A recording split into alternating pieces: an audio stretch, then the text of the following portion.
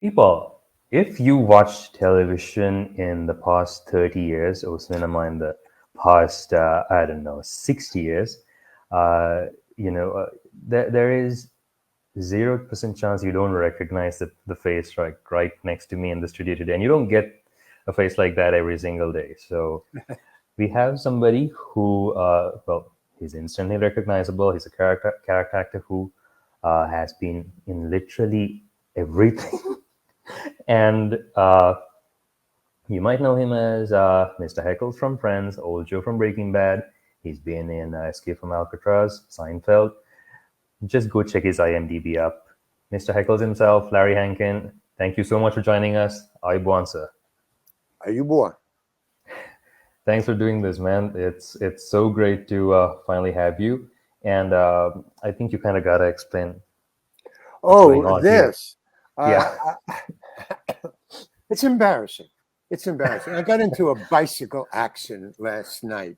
Oh, not You could have said yesterday afternoon. We could kind of like change that up and say, you were probably like trying to go for like another deal I was or boxing. something like that. I was boxing. So there and I you beat go. the hell out of the guy. Exactly. Now, he got in one good punch. That was it. And good night. He was gone, man. You should see the other guy, huh? You should see the other guy. Hey, he looks like this. I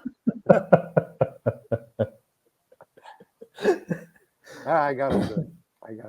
Yeah, he got in a couple of good punches too. Yeah. But yeah, so good to see you. But I'm well. And ambulatory. I can walk around. I can't dance yet, but I can walk around. And, Not yet. I didn't break anything. I mean, he didn't break anything. He didn't break anything. No. Larry, I want to talk about, I want to know more about like, how did you get into acting? So I want you to like kickstart your memory, take us back, like all the way back. I'm not going to go way back after this question, just for this one only. What's the origin story, man? The origin story. Okay. Yep. I have one question for you. Do you really use those nunchucks back there? Yes, I do on and off, but don't worry. All right. Okay. You're asking for it. So my origin story. My origin story. Actually, I never wanted to be an actor. I still don't want to be an actor. It's very hard to be an actor. If you want to be an actor, go for it. I didn't want to be an actor, so it was hard for me because you have to learn lines. You have to drive to places to have auditions and stuff like that. So how I got into it was because of the money. That's being honest. I was a stand-up comedian. I always wanted to be a stand-up comedian. And I was doing these little open mic nights in Greenwich Village in little coffee houses. I was just passing the hat. That was all I was doing. And then I got a manager, Woody Allen's manager, as a matter of fact. I don't know if you know Woody Allen, right? Yeah, he's pretty famous. So I got his manager. I didn't know he was his manager. I didn't ask him to be my manager. He came into a coffee house one night and he said, "Do you have a manager?" And I said, "No." And he said, "Would you like one?" And I go, "Yeah," because that's everybody in Greenwich Village who was on a stage. They didn't want to be rich. They didn't want to be famous. They wanted to have representation. That's why they were there in Greenwich Village, for representation. So when this guy said, "Do you want a manager?" I went, "Yeah, that's the whole reason that we're here." And I had only been there for like 6 months. A couple of people had been there for 2 years. No manager, no representation. So I said, "Yeah." And he said, "How about me?" And I go, "Yeah, sure." Because I didn't know. You had no idea who this guy was. I had no idea. He was dressed in a suit. He had gray hair. And he said, "Okay, do you want, how about me?" And I said, "Yeah," because it was representation. I didn't care who it was. I didn't care if it was the devil himself. Representation by the devil. I'm going to get good contracts. Yeah. Okay, so he walked away. He said, and if anybody asks, tell them you have a manager, and my name is Jack Rollins. And he left. He just walked out. It was right after I did a little set, came up to me.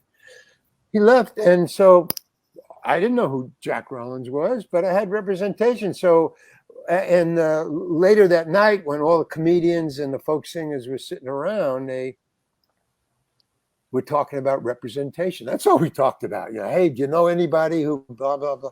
And I said, Yeah. well, I got representation. They go, oh yeah, right. Who do you have? And I said, guy named Jack Rollins. Jack Rollins? You have Jack Rollins? Yeah, why? That's Woody Allen's manager, man. And Woody Allen was just becoming famous then. So I go, oh, wow, man, that's great. But I mean, meanwhile, I'm in coffee houses and Woody Allen is on television. I don't know what good it's doing me, but okay, I got Jack Rollins for him. Okay. But then he started to call. Now I was a hippie, a total straight out hippie. I had long hair, had the beads, all that stuff. And my first booking was actually in Greenwich Village. So I lived in Greenwich Village, and I was doing a coffee house in Greenwich Village. Yeah. I think my parking was for $75 back in the day, in the 60s. Wow. So I didn't have to go. I just could walk to work, with coffee houses, or it was a nightclub in Greenwich Village. And he said, you're opening for a chanteuse, a female singer who just sings, love songs and with the long gloves and that, and so you need a tuxedo. These are the only clothes I have that I'm wearing talking to you, or when you saw me that's it. I don't have a tuxedo. So he said, all right, go to this place, tell them Jack Rollins sent you, and they'll fit you for a tuxedo. So he bought me a tuxedo. The guy bought me a tuxedo. He didn't rent one. He bought one. I thought that was the most amazing thing. So I thought, he's a cool guy. If he did that, he's a cool guy. So he started booking me around. And then as I started to be booked around as a stand-up comedian, I started to watch Lenny Bruce and George Carlin and Richie Pryor. They were starting to come up too. So they weren't famous yet, but they were getting other stand-up comedians say, hey, these guys are really cool. So I started to watch those guys, and they would be in the Village. There was a lot of nightclubs in the Village too, so I could go see them. And I started to become a critical thinking comedian. And that meant you listen to George Carlin, you're gonna become one. So, I was starting to talk about sex, drugs, rock and roll, and meaningful words. And that's when the cops started to show up, pulling me off the stage. And I called Jack, and I was I was touring by then and opening for big acts. I was opening for Miles Davis and the Kingston Trio, and doing the thing just like Carlin and Pryor and Woody Allen. I was doing that. But the cops were pulling me off the stage, and I didn't have a lawyer, and I didn't even know about that. I was very naive, man. I was about 19, 20 maybe. But I had the sensibilities of maybe a 17-year-old. I really didn't know what was going on.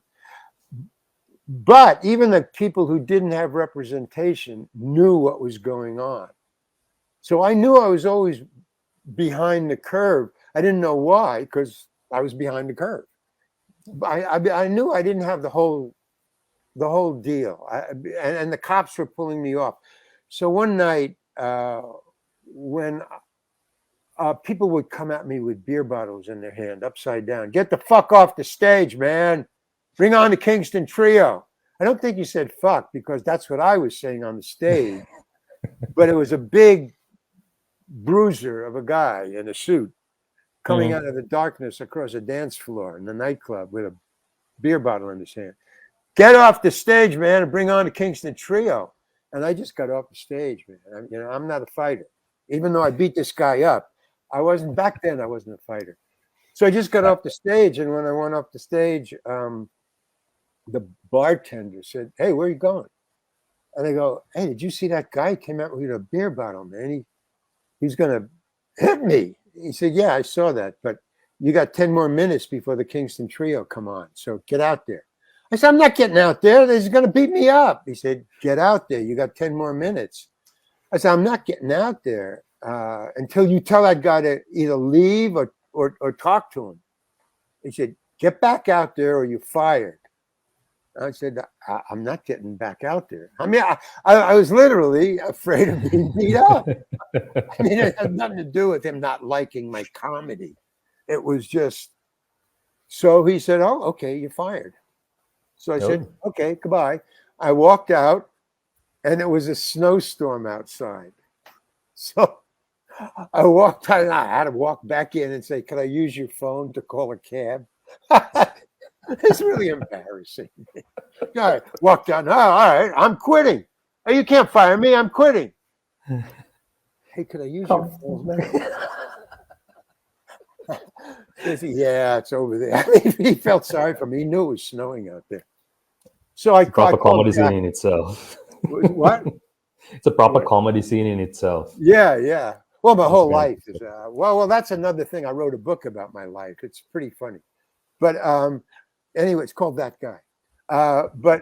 So I called Jack and I said, "Look, I can't do this anymore. The cops are pulling me off the stage. People are coming at me with beer bottles.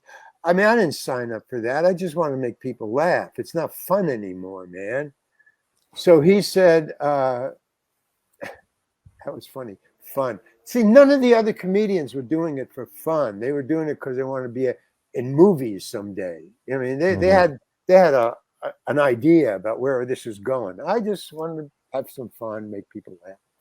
So he said, "Well, why don't you join Second City? They do the same thing as George Carlin and Richie Pryor, but they own the theater, so they'll throw the guy with the beer bottle out." So that's what I did. I auditioned and I got on that. And then from there, we went to San Francisco, opened up a theater there called The Committee.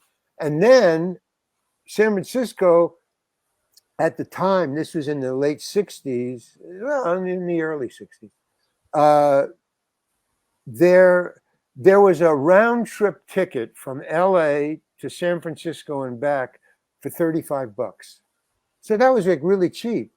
Now you would, like, as Good hard luck as finding a ticket like that. yeah, right, yeah. Yeah, for like 20 years ahead, 30 years ahead. So how that worked was, as hard as it was to get a representation in Greenwich Village, it was 30 times, 100 times harder to get representation in Hollywood. But we were in San Francisco. We had our own little group. We owned a theater. We were improv. And we became a big, major hit, as big as Second City in Chicago. We were even on postcards. Come to San Francisco, see The Committee. We were big hit. So LA, the jukers and jivers down there, and the representation, the managers and agent down there, saw, wow, there's this big hit. And it was too expensive to go to Chicago to get these really professional, funny people. So they would fly up, $35 round trip, go up there, maybe take the girlfriend, the wife, the kids, have a little, weekend in San Francisco, see us and come back. And they would pull us down there for a day shooting. They would say, "Oh, hey, that guy's really great." Call the producer. "Hey, you got this show, the cops, the new Dragnet. I think you should use this guy." And they would call me down. I would audition. And it was only $35 to go down and audition. Couple of days in San Francisco, in LA, or maybe a day. Go back, and then they would call you and you'd fly down. They would pay for the ticket. And you would do a day's work or a week's work, go back, because it's improv. You're making it up. So anybody could do your part. They would just improvise it different or the same. Doesn't matter. So that's how I got into show business. The fact that the money was so much bigger if you did that, like that little the new Dragnet, I think that was like the first thing I ever did or something. You know, you would get like $5,000 or $2,000 for 4 days work. I mean, I was getting $250, $300 a week in San Francisco. So finally, you know, and then what happened was all the people in the committee in San Francisco were doing that. You know, they would say, hey, Yeah. get the tall guy, get the short guy, get the blonde, get the female. They're going down. And then they would go down and they wouldn't come back. So, They you know, take my group, my original group that started the committee started to attritionate, my word. They just started to, and not come back. You know, 1, 2, 3. Now there was 6 of us. Yeah. And then I was the only one left. And then the director went down and didn't come back. And he phoned me and he says, you're in charge. You direct, Larry. And I was the only original guy. Now, the reason that I never knew that this was as good a story. I may tell this, but I never really remembered all this. So then I got a, what do you say? You're the director. Oh, right. And then I discovered why he didn't come back. Now, one was because he was offered jobs to direct TV down there.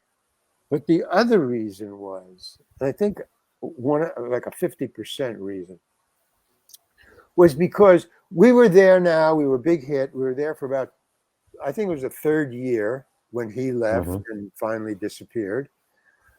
And because all the original members, the 5 or 6 original members, and I was the 5th or 6th one, went down there, he would have to call in people. Nobody from LA would come up to be in the committee for, you know, $300 a week when they were getting $5,000 a week down there. So that was a no brainer. Yeah. So we had to hire actors, improv actors, no less, from San Francisco who weren't really as professional as the Chicago people or the LA people improvising. So Alan left after 3 years. Alan left because we were on the 4th company, and I was directing the 4th company, who weren't really anywhere near as good as the original company and the one I left in Chicago. So I left. I said, I'm coming down there. I actually got a phone call from my best friend, Carl Gottlieb, who wrote all the Jaws movies. He was in the, he left the committee and went down there, and he wrote Jaws and a lot of other movies. So his wife called me and said, hey man, what are you doing up there? We're all making tons of money down here, getting jobs. Why don't you come down? I mean, that's ridiculous.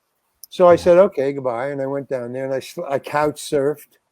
And that's how I became an actor, because of the money. But like I say, I always wanted to be a stand-up. And these other jobs, Second City, the committee, going down, coming back, going down, then going down.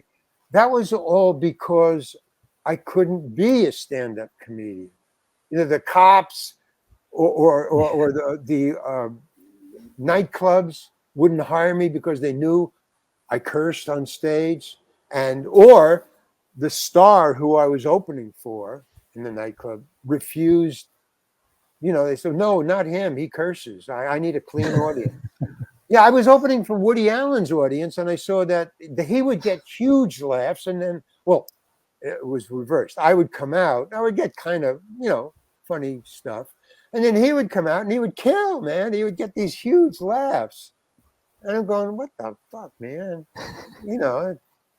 And so it dawned on me, oh, it's his audience. They're coming to see him. He works clean, and I don't. And so I had to find my own audience. And that's why the cops were pulling me off the stage. I was just accepting any gig that Jack sent me on, and he didn't care, you know, it's money for him too. So that's why I became an actor. And then once I became an actor, and the shine of the big bucks $5,000 a week. But then you wouldn't work for like 2 or 3 months. So that $5,000 had to last you. And that was like a grind, man. And then, you get $5,000 and maybe you get 2 or 3 shows in a row, $15,000. After taxes, it was, I worked it out. It's half. If you own a nightclub, or no, not a nightclub. If you were producer of Seinfeld, and you paid me $5,000, and that was it. Okay, how much am I getting? $5,000. Okay, I'll do it.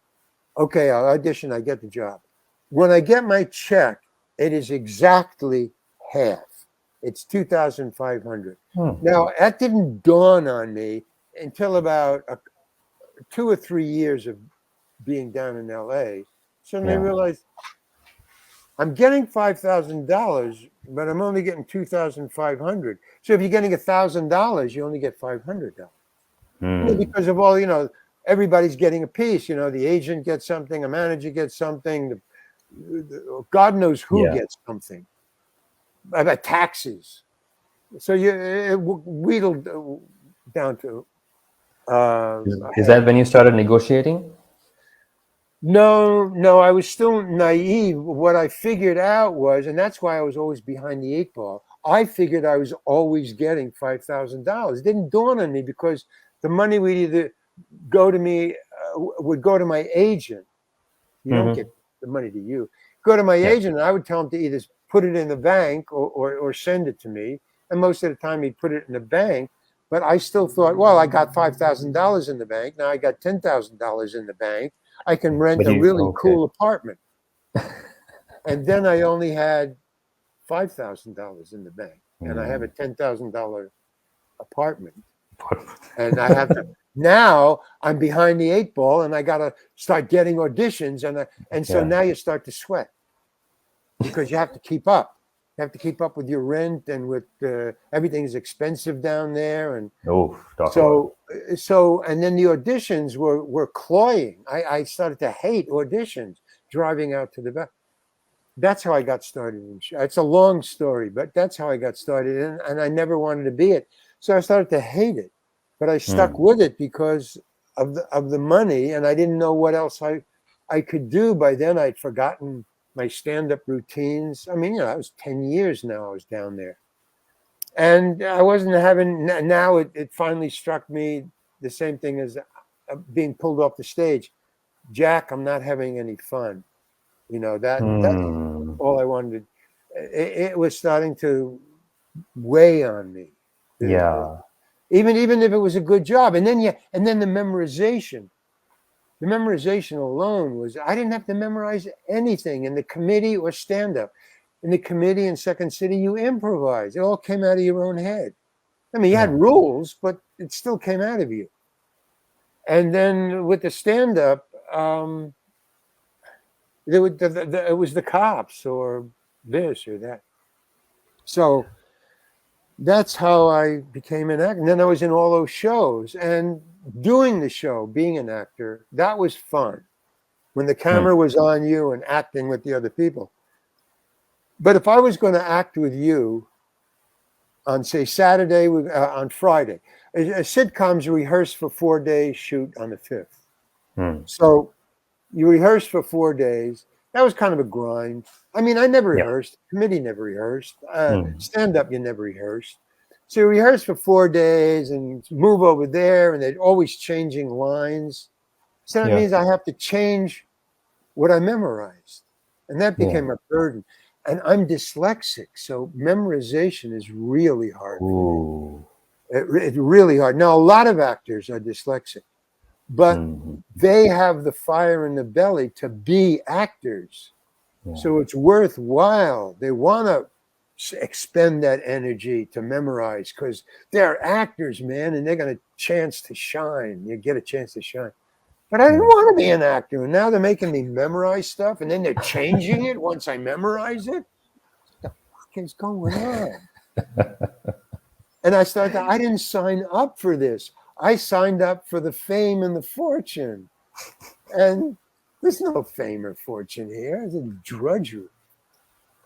So, just be aware. So that's why my book that I wrote, it's called That Guy. It's coming out in November or something. I don't know. But it's a story of my time in showbiz, and there's stories like this. Is it available for pre-sale? Because we can put the Well, link not down there. yet. Not yet? We're negotiating with the publisher on how it's Gotcha. going to come out. I want it to come out as an audiobook because that's what everybody's doing now. Yeah. So, there's a big argument going on, the big negotiation going on about that. I have a different literary agent now, so. Gotcha. But in the book, it's all these kind of stories. So, when I quit, I finally I didn't care what I would do. I had some money in the bank, but all the money I made, I was paying for an apartment. That was really cool. And I was, buying dinner for people, and that was really cool. But really what I was doing with all the big bucks that I was making, that I kept on getting behind the 8 ball, was I was making little film shorts. So that's really why I was getting behind in rent payments. Because that would take, because it takes $10,000 to make a little film short. And so back in the day, with the money. film reels as well, like that stuff was very expensive, right? It was what? A film, purchasing film was expensive. So. Oh, it's very expensive, and then you Yeah. have to, and then it's also I guess I was lazy. I didn't get into the process of making a film. The process of making a film is what making films is all about. It has nothing to do with acting or memorizing lines or auditioning. Who's a great film actor? De Niro, Robert De Niro. I saw him on television about 2 nights ago, and somebody asked him, what's it like making films? He was saying, what's it like? How do you work with directors? Mm-hmm. And so I listened very carefully, even though I'm out now, I'm a writer. But he said, what's it like working with directors on his last film that he did with Al Pacino? So these are 2 heavyweights, Al Pacino and Robert De Niro, acting together. So they said, what's it like acting with Al Pacino? And there was a great director too, and working with those 2 people. This was with Martin Scorsese, I guess, The Irishman. Maybe it was, but I don't know if Scorsese directed both of them together in one film. Yeah, it was The Irishman, as far as I remember. Yeah. Okay, well, whatever it was, he didn't mention that, but okay. So he said, De Niro didn't know how to answer it. He kept on saying, well, it's, he just would tell me to do this or that, Then the guy would dig in more. He said, no, we want to know exactly what was that like? He said, well, he would say, move your head here, because he was thinking about the lighting or the framing, and move over here, or talk slower maybe, or maybe pick this up and do that. So the interviewer would said, well, that doesn't sound like acting. He said, and De Niro said, that's how they make movies. It's just boom. It's not, no. It's, move a little to the left, move that light over there. De Niro said, they don't pay attention to me. They got a story in their head. They're thinking about lighting. They're thinking about the frame. The actors are the last thing, man. Move this way, hold the cup up higher. He said, so that is really, and I thought, that's brilliant, man. That's really how they make movies. It's not what you think at all. It's move to this, move to that, hold the cup higher. Yeah. It has nothing to, and then, they say cut. And then, so that's in sections. So then you have to remember, where was I holding the cup? Was I holding the cup here, or was it over here? Which hand was I holding? That's acting. That was acting. So, now this I saw it 2 or 3 nights ago, but it's what I remember from when I was acting. I quit acting in 2015. So I'm out 5 years. And then 2 But years was the COVID, you know. yeah, but you were in El Camino. What? You were in El Camino, right? The Breaking Yeah, Bad movie, yeah. which was like They phenomenal. called me for that. Now, Mm-hmm. again, okay. The last thing I did, 2015, 2012, 2011, 2011, 12, 13. 2011, I did I did at Breaking Bad. That was the last show I did with an Yeah. agent, Right. official actor, Mm-hmm. about 2011.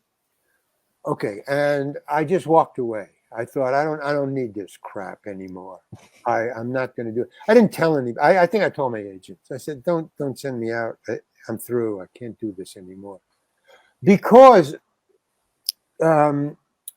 who writes Breaking Bad? Oh man, Uh, I forget the name. it'll come to me. Yeah. Anyway, the producer, he's a genius. The guy's a genius. I mean, he produces it, he writes it, but he writes these long speeches, man, and he just hands them to you before you go on the camera. And I can't do that. So I mean, that was not fun. And when I showed up on the set, I had 5 lines. I was the junkyard dealer. One scene, I did it. It was great. I memorized it. No memorization for 5 lines. Great. And then when I show up on the set the day that I'm shooting, not only that, it was in lunch. In other words, I shot my five words, my one scene in the morning. I said, okay, but wait. He said, wait around, have lunch. We may need you again. I said, okay, cool. I'll just be a stand-in or get in the background or whatever. Fine. See, that's acting. Wait around and we'll put you in the scene somewhere. You don't have to say Yeah. anything. Okay, So when it have comes to lunch. preparing for a role, right? And these minor roles, like what do you base it off of? Because sometimes the what's written on the page might that might be it. There might not be much of a backstory or subtext or whatever. Right. How do you formulate this character in your head, or do you do that at all, or do you just, all right, these are my lines, I'm just gonna focus and see if I can actually get these out across Right. believably?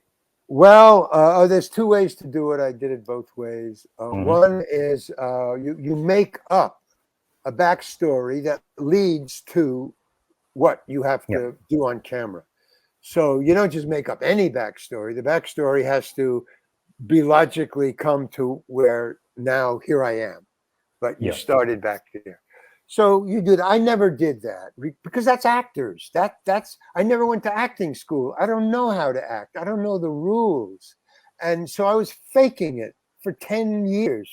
Let's see, from 75, I started acting in 75, really. 75 to 2015, 2010, make it easy for, okay, so 75 to 2010 is 10, 25, 35 years. For 35 years, I faked it. Now, every once in a while, maybe 3 or 4 times in the whole 35 years, did I make up a backstory. And it was very simple, okay, if I have to say this, what was happening right before I went on stage? That's a backstory. You could go really backstory. Now, when I left, last time it really, so what I would do is I just show up and make up the character from the words that I see on the page.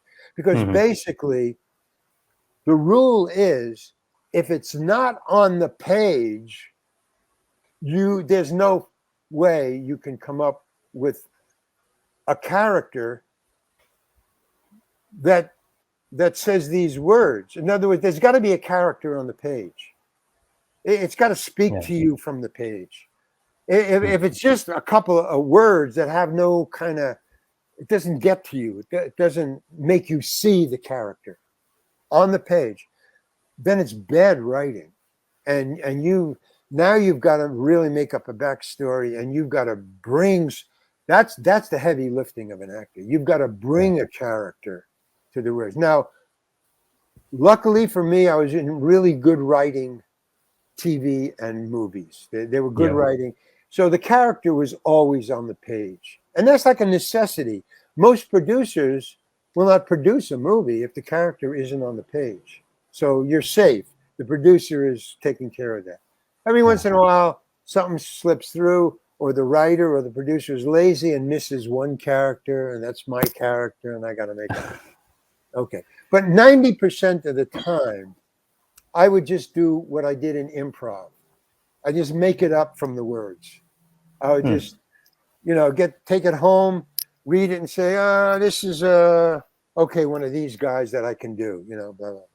Now, here's an interesting thing to your question. The last thing that I ever did was Barry. I did Stovka in Barry. Yeah. And that was in somewhere between 2012 and 2015, somewhere in there. I don't know. Because they called me. I didn't have an agent. It was a year or two after I had been out, so I wasn't even thinking about acting. And I got a call from the casting director saying, hey, you want to do a thing on Barry? And I had seen a Barry or two. Barry had just come on. I think I was in the third show. So I had heard a lot about it. I really like Bill Hader. He's great. And he was directing, writing, and being the star in it. And I thought, wow, I'd like to be in that and be around that guy. So that was another reason I would take parts, which had nothing to do with money. It was just, wow, just to be with Bill Hader on the set, that would be cool. Yeah. So that's why I did it. When she said Bill Hader, boom, I didn't care if I did it for free. So, and that's another thing about acting. If it's really a great role, the producers know that you want to act. And so they'll give you bad money, knowing that you're going to do it because it's a great part. So they lowball you and they know. So, okay. So I said, yeah, let's do it. But when I read the part, and I didn't even have to audition, which was great, but worse because I didn't know what I was getting into. So they just send you the part, right?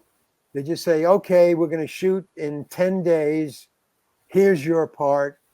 Here's the script. Show up in 10 days. Yeah.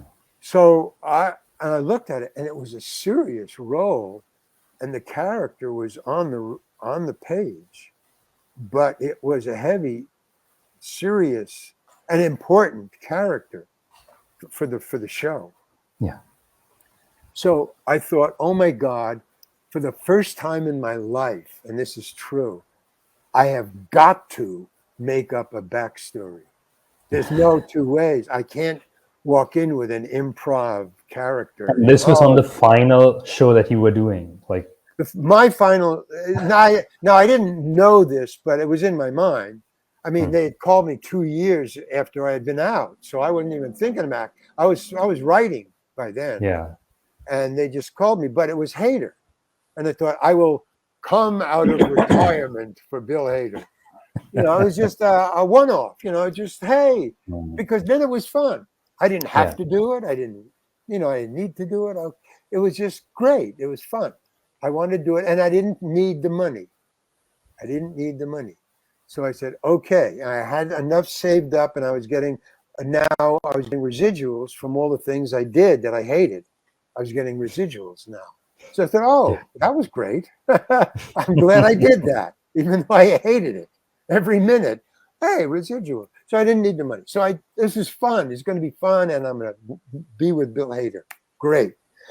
But I need to do, and now I thought, okay, I want to do a backstory. Now I want to do it because I had the desire, the fire in my belly just to do this one part. So I didn't need to manufacture anything. It was a short part. It was great. I didn't have to fight for the lines. So I really did a lot of work. First of all, it was a hitman, a Russian hitman who came to kill Bill Hader's character. And if he couldn't kill Bill Hader's character, he would kill his partner.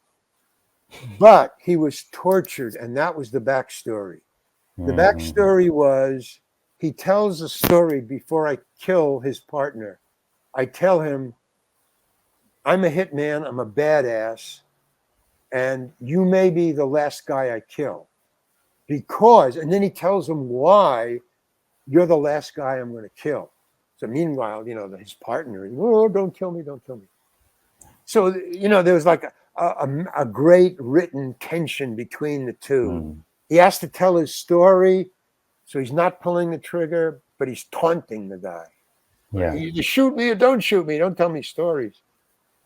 So, but the story was why he has to quit being a hitman. And it was because his wife left him recently and took his 2 kids because she found out he was a murderer. He was a hitman. Ooh. So now the point of the story that I knew, the character knew, no, that the actor knew, was that instead of killing this guy, after telling this story about his wife leaving him, he kills himself. He commits suicide. So the scene is, I have to go in as a hitman going to kill this guy, and I have to kill myself on camera in the scene, and I have to drive myself to kill myself. Yeah. I have to tell that story so that the people in the audience believe, oh my God, he drove himself to suicide.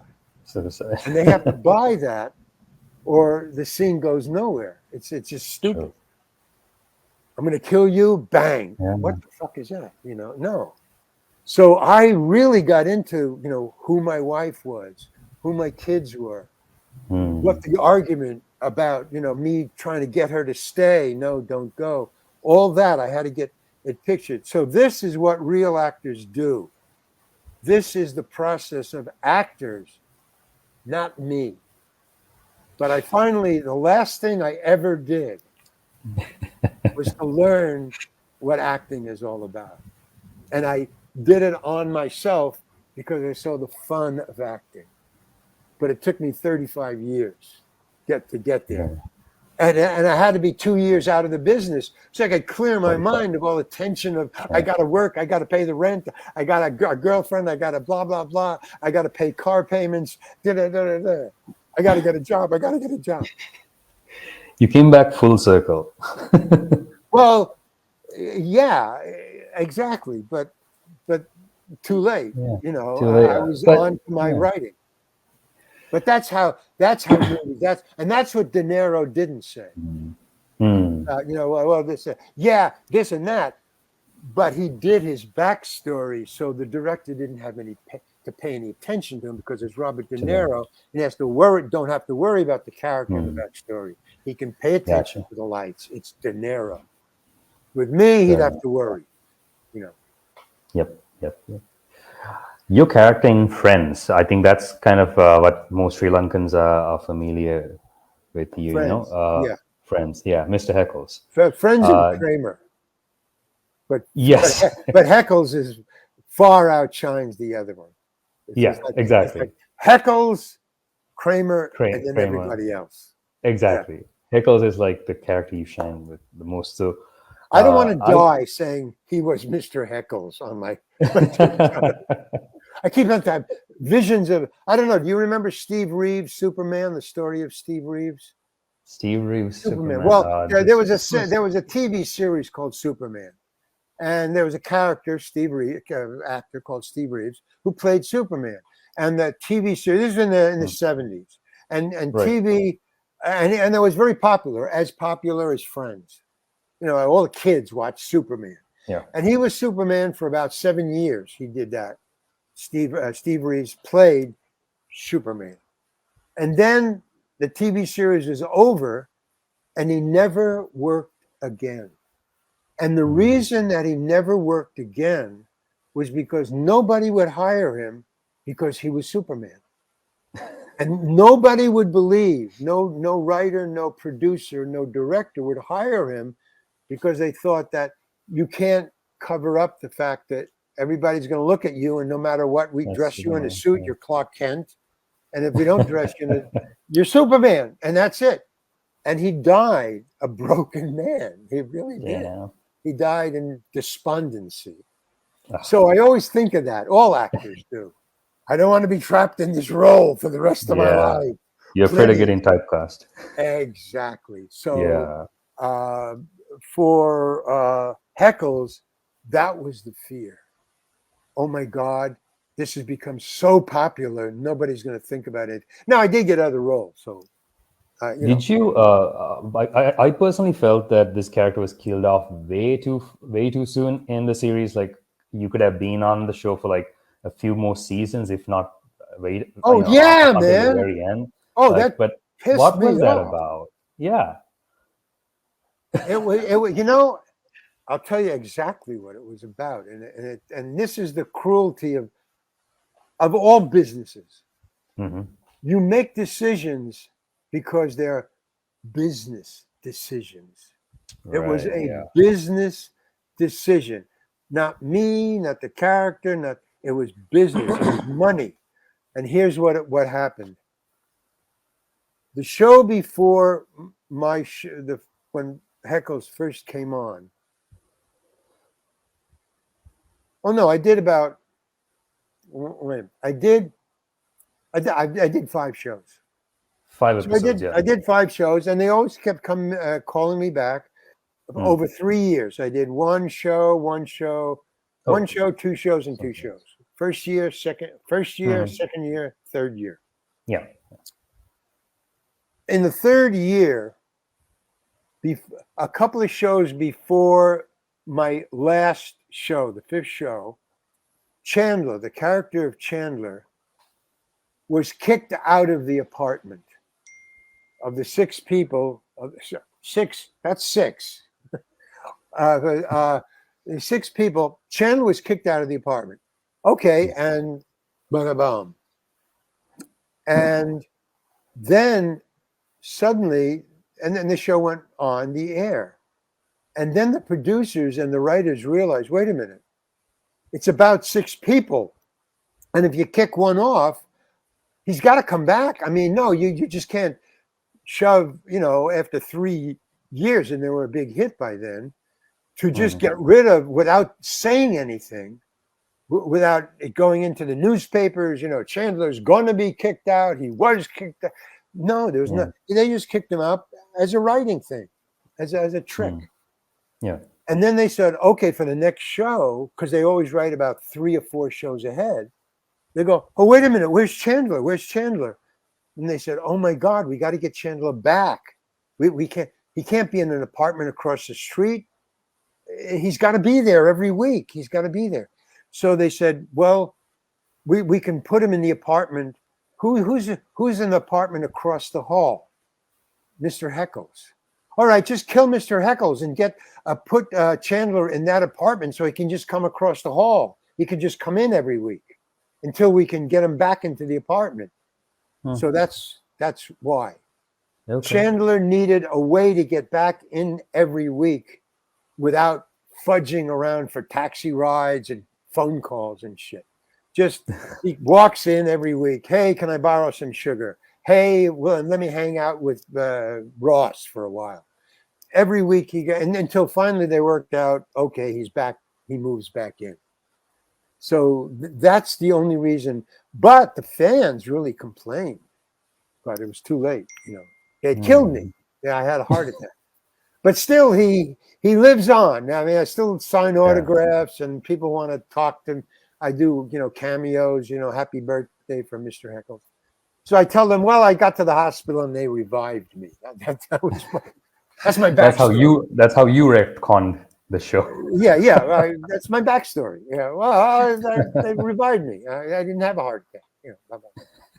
So that's the story, Mr. But he's still popular to this day. I still can't get rid of him. Actually, I don't want to. I mean, Friends will go on for years, and I always get a residual. I mean, it's a residual. Heckles represents a residual. Yeah. It's just, so I'm really not an actor. I'm a performer. I like being up on a stage. I think in 2 weeks. Wow, coming up. I'm going to be on stage for the first time since 2013. Wow. 7 years. I'm going to be on. Yeah, I used to do one-man shows every once in a while. Well, because there's 2 months or 3 months in between gigs when you're an actor.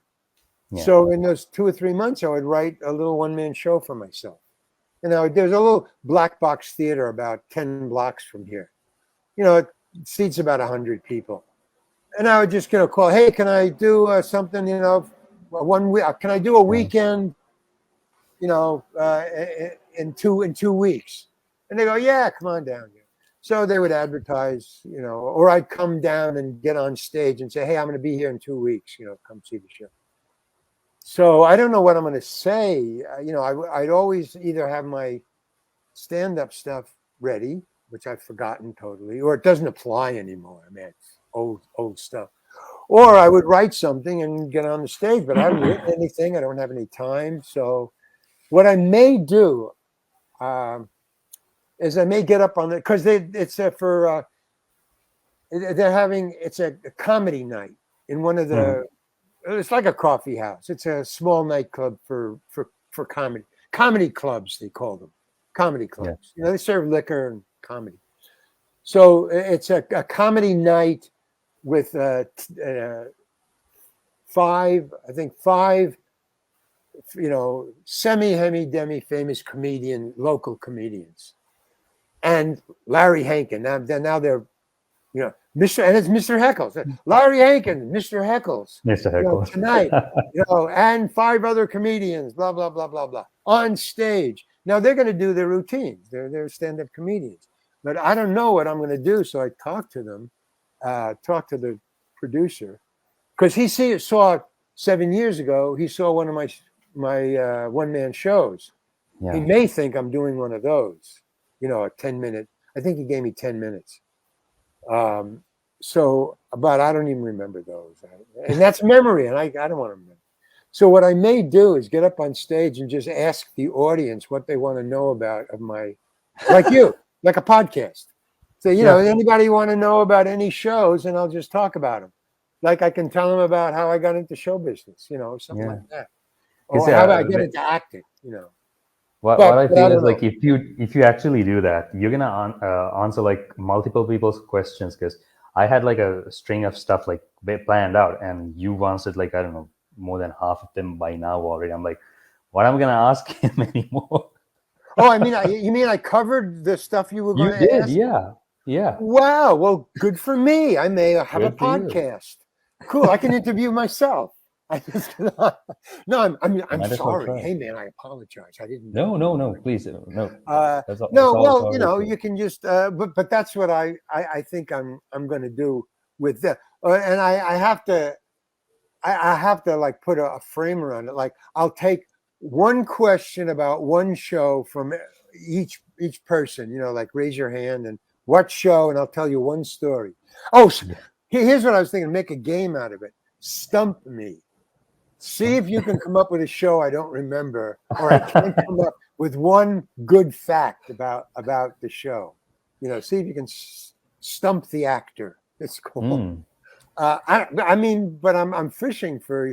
I got to cover 10 minutes now. I remember you have almost 200 credits on your IMDb, so that's like 200 shows and stuff that you've been in. So right. So I figure that's what I'd go down that list and like see. Well, you know what I was thinking of doing now that you brought up an idea that I once had. I was thinking of, because I'm a writer now, but I did in the last 7 years, back then, 7, 6, and 5. I did these one-man shows. I'd write them and I'd memorize them, and I would get up on stage, and it took about an hour, and I would do them. But again, the memorization started to cloy at me, so I stopped writing them because I had to remember what I wrote. And so, but I was thinking of the next one-man show I do, instead of writing it. So what I did is I put it in a book. I took all the stories about those 200 shows. I got about 40. What I did was I recorded the stories that I would tell podcasters. I recorded them with one of the podcasters. I called them up and I said, "Hey, I want to record a book. but there's stories about my stories in show business. I don't want to type them out because that typing it out, I kill the humor. It's too flat. I just want to tell them to somebody like I tell them to the audience. So I could call you up. I have an iPhone, and yeah, it turns out these iPhones have incredible microphones. Yeah, broadcastable. That's amazing. So I said, I'll call you up on my iPhone and I'll tell you a story. I'll tell you stories for an hour. You record them. He was a recording engineer. You record him at your end. He's in New Jersey. Well, you're in Sri Lanka, so easy peasy, New Jersey. So you record them and collect them, and then I'll pick out enough for 252 pages. And now there's an app that Microsoft makes that you can voice put to on text. and it'll type it out for you. Yeah. In Microsoft. So that's what he did. I for eight Saturdays for an hour, I would call him and tell stories for an hour. Each story was anywhere from 3 minutes to 10 minutes long. And so he'd collect them all, 8 hours, and he sent them to me, typed out. He sent me the typed out thing. And then I just edited them. Well, editing is fun because it's just crossing out and making it funnier. It's not getting it out, making it funnier. So that's what I did. And I got 252 pages and sent it to a literary agent. Well, I had to look for a literary agent. That's a whole other story. Is that how the book came about? Excuse me? Is that how the book came about? That's exactly how the book came about. Wow. And I sent it to a bunch of literary agents, through friends who said, hey, call this guy. It took me a year before I got a literary agent. Once your deal gets finalized, once it comes through, do send me the link so we can, put it in the description of this video, so whoever comes across this can eventually, go purchase your book if needs be. So send it over. I'm hard of hearing. So can you get closer to the microphone? Oh yeah. No, what I was saying was, once your publishing deal comes through, just send the link over so we can put it in the description of this video, so anyone who's watching it can follow it. When do you think this is going to air? This will go up online tomorrow. But whenever you get through the deal, you can still send it over. We can edit it. Well, the negotiation, I just talked to the literary agent yesterday, and he said, and I sent him some information that he needed, and he said, okay, I'll start today. He said he will start making his phone calls. The phone calls will take about a month. Easy. No sweat. I sent him 20 publishers who are interested. They will work something out with the public. It's the audio thing that's the hang up. So a month or two it'll take.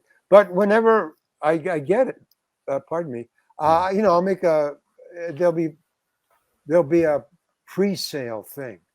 So brilliant. I'll get the word out at least 2 to 3 months before it drops, publishes, be published. Brilliant. Yeah. So then I can tell you, but until then, I don't know. I'm thinking November because I want to get it out for Christmas. So that's what's pushing the literary agent to get it out fast. But there's no guarantee. Gotcha. So there's no way I'll try to get it to you as fast as Fingers I can. Crossed. Fingers crossed. Yeah, that guy. But you'll see it. You'll see it advertised whenever, and then you can put it up. 100%. Larry, so thank you so much for doing this, man. This was amazing. And thank you very much. Learned quite a few things about improvising, being a performer versus an actor, and like that backstory was. If you didn't have, you got to have fire in your belly. You got to have the desire. Yeah. That's Bob Dylan. Desire, the name of his album. I always wondered why he named the album Desire until finally I realized what he meant by desire. You gotta want it, man, because getting there to what you think is going to be the result Hmm. is hell. Because everybody wants to do what you want to do. So you're not the only one. It's you got to put up with It's a a lot tough of crap. business. Yeah. It's business. It's business. And It's then you business. get to the promised land, the shining city on the hill. And Yeah, like sometimes it takes luck as well, right? Like there's luck factored it takes into what? luck. Oh man. You need Yeah, timing. Well, I timing. would say timing. If you don't have Hmm. timing, like you can't teach. Do you know that? I don't know. Everybody maybe know this. You can't teach comedy. You can't teach it Hmm. because you can't teach comic timing. True. And that's the whole point of comedy. It's comic timing. Timing. And you Yes. can't teach that. You could I could ask you to just talk to me for a while. I don't know, a paragraph. And just by me listening to you talking, you don't have to be telling me anything funny, but I can Hmm. tell whether you have timing, Yeah. the way you talk. And so it's the same thing with fire in your belly. You either have fire in your belly or you don't. I thought I had fire in the belly for money, but I didn't. I don't do things for money. So it became a big pressure. You have to love it. I wanted to be a stand-up comedian. I love being a stand-up comedian until the reality of what stand-up comedian is. Cops are audience who don't like what you're talking about, man. And all the famous comedians that you love got through hundreds and hundreds of audience who just booed them. They Yeah. didn't give up. They didn't care. They just went on to the next gig. I didn't. Guy came at me with a beer bottle. Hey man, I'm out. You know, Oh, join Second City. Boom, boom, boom. And then when the money came up, oh, I think I love money. No, you don't have the fire in your belly. It's called greed. You have to be greedy. I'm not greedy, but somehow, and then go for it, and then don't give up. No, those are the two things, though. Like the saying is, don't give up, keep on. Hmm. Well, that's true. You don't give up. Somebody told me success. Are we going overtime? I'm just That's fine. Like blathering here. we're just wrapping around the final few minutes, so Oh, okay. we can wrap it So up with this. somebody said, the key to success is don't give up. There is nobody who is a success who gave up. I mean, that's like logical. If it's not if That's you like a don't give no-brainer. up, you will be a success. No, that's not how it works. It says only successful people have not given up. That's how it works. But here's the other thing. But be prepared for what it takes. That's why you don't give up. That's why they say don't give up, because there's going to be a lot of crap coming at you to get to be an actor or an astronaut or a shoe shine corporation. Yeah. You got to go through the business crap. And until I learned that lesson, it was just hard. And the process of the backstory I told you, Barry, Yeah. I finally learned it, Yeah. and I could leave satisfied. Oh, backstory. Oh, because here's the end of that story. When I left, I went up to Bill Hader and I said, "Hey, man, I did the whole Stovka thing. We shot all day. He never talked to me once. He never gave me any direction. He never said, move to the left, he never spoke to me. He spoke to the other actors. He never spoke to me. I just did my job. I memorized my lines. I did what I did, blah, blah, blah. And then at the end, when I was right before I left, I went up to him and I said, hey, I got to ask you a question. He goes, yeah, what? He said, you never spoke to me the entire time I was acting in your... Why, man? I was out there, man. I needed help. You never gave me any direction whatsoever. Why? And he said to me, me and my partner, his writing partner, is always on the set with him. They always watched everything. And he's directing. He said, well, me and my partner watched you through the whole day. And we didn't write the part the way you were doing it at all. But what you were doing was so incredible that I didn't know what to say to you. So we just backed off and let you do what you did. And it was great. So thank you very much. And when it came out, everybody said, hey, man, that was like fucking great. So in other words, that's what let me retire from acting. Whew, I got it. I did my job for the guy who I wanted to do it for.